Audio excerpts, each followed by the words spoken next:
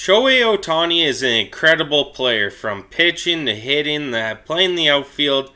But with him going into his final year of his deal this season, is there a potential of a trade that could happen, a blockbuster trade that Shohei Ohtani could wind up somewhere else just for the fact that the Angels aren't doing anything with the two best players in the world, and Shohei Ohtani is going to want a lot of money? But before we get started, make sure you hit that subscribe button, that like button, as we cover anything here on the MLB. News, rumors, trades, call-ups, game, like we'll do some live streams, whatever. We also do the NHL as well, same criteria. Now let's get into this. Like I said, AL MVP. He is Shohei Ohtani. There's no words to express how great he is at the game of baseball. There's just not. But with him wanting he's going to want a lot of money. He's going to get paid this offseason.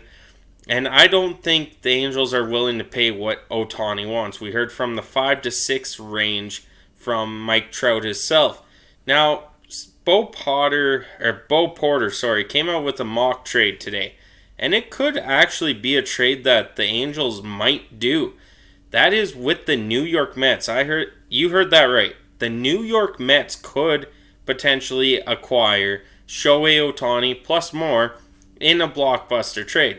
So Bo Porter goes, the Mets would acquire Shohei Ohtani, Anthony Rendon, Hunter Renfroe, and Chris Devenski from the Angels. Now going the other way, it's a huge haul, don't get me wrong. You're trading for Shohei Ohtani, you're going to need a huge haul to trade for him.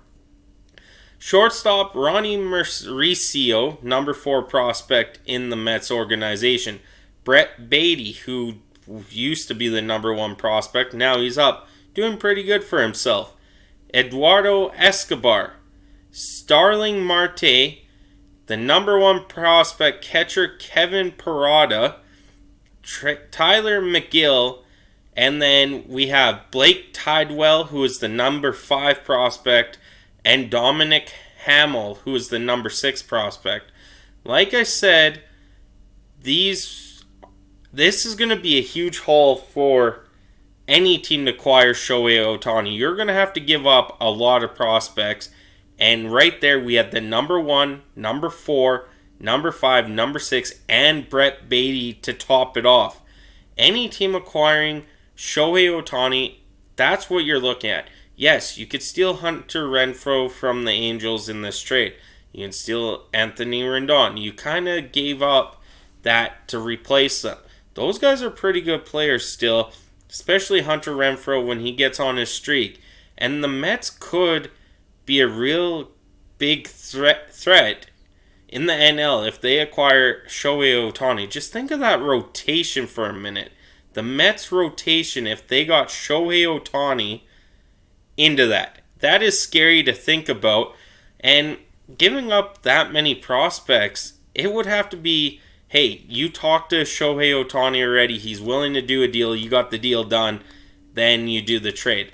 Which over the rumors, the Angels are letting teams, if they are interested, talk to Ohtani's camp about what numbers they are thinking about, which isn't clear for us yet.